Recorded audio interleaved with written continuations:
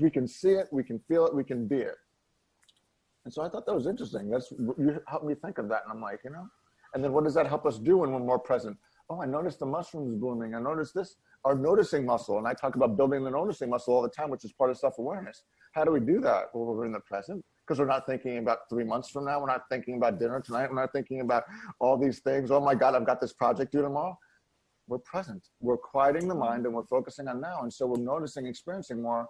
And so when we're all on that note of being able to see that and say, oh, wow, I see what you're saying. We should forget about this notion that nobody can work from home. I need to control you all. You guys can't work from home. Look at what we can get done. We can get all this productivity and our cost, because we won't have to have office space now, maybe, so we can and the colleges won't have to have room and board. So what if we do digital online colleges now? Oh, the cost can come down. Instead of being $250,000 a year in a couple of years. It's all these things that happen. Maybe for the, those businesses that are benefiting from those price points, maybe they'll think differently about that. But look at the opportunities that when we pause, reflect, are intentional about what matters and how to create this new shared reality. We can do that if we're all kind of present, awakened, not seeing exactly the same thing, because we're all different human beings. There's a spectrum, but directionally, if we're moving towards more than just me, more than even just my family, but us, we, and creating better, and be interdependent and somewhat strategic about that. I don't know. That excites me.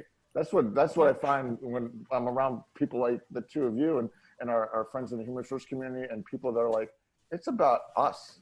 And when we take the purpose and our meaning for what we're doing, and that's another thing that provides us meaning, we have the meaning there, and it's about something larger than us. Yeah.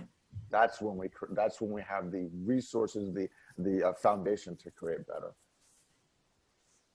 Yes, I was about to add to the same point that future is always uncertain, right? We always have the present. That's the only thing we always have now and here.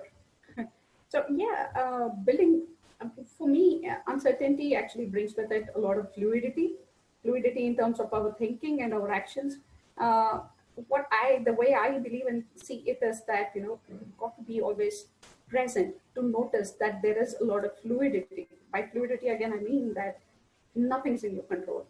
Uncertainty brings with it a sense of no control over yourself or things around you, things that happen.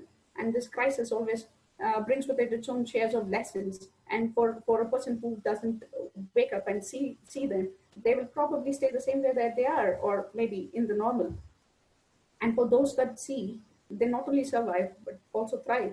So the way I see uncertainty is that you've got to embrace it, or rather, you've got to just accept it, that it's always going to be there, because nobody knows what's going to happen next. And the moment you accept it, that's exactly when it opens a lot of closed doors. It opens the doors to you within and outside. And when you already have accepted it, you start building upon it, right? That's when you put in different blocks, and then you have what you want now, or what you need. And then this is the new reality, and that's exactly where you need to start now.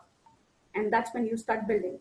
And how we see it in a bigger community range is by, work from home is a new norm, and everybody understands and accepts it.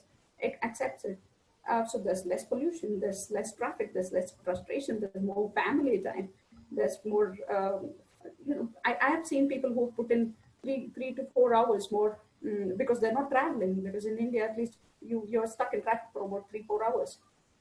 And you cut on all that, and you're spending that entire time on your work. So there's more productivity, and there's absolutely, as you said, Brian, I had that point also in mind, which talks about office space.